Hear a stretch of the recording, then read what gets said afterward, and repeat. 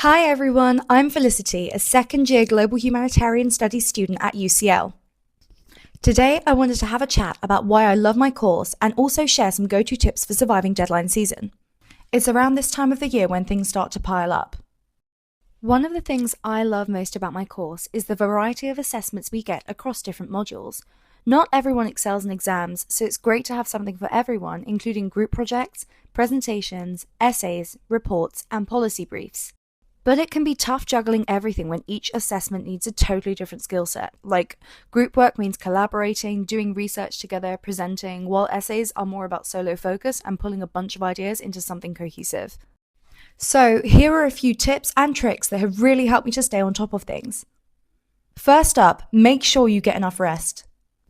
I used to be that person cramming a night before the exam, coffee, Red Bull, no sleep, and guess what? My results suffered. Sleep is seriously underrated when it comes to focus, so please make sure you have time to sleep. Your brain will thank you. Next up, flashcards and whiteboards are your best friend. They help you to break things down and really digest information. If you want to be sustainable and tech savvy, I highly recommend Anki. It's a flashcard app that uses spaced repetition, and I've used it since A-levels. A total game changer.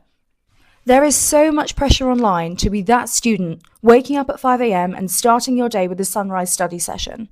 But honestly, I work better at night.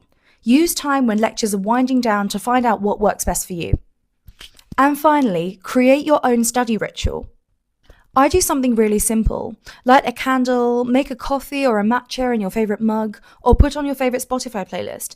Over time, your brain starts to associate these things with focus. It's a form of classical conditioning, also known as adaptive learning, and it actually works. So yeah, that's how I've been managing deadlines and assessments at UCL. I hope some of these tips help you too. If you're in the middle of deadline season, deep breath, you've got this.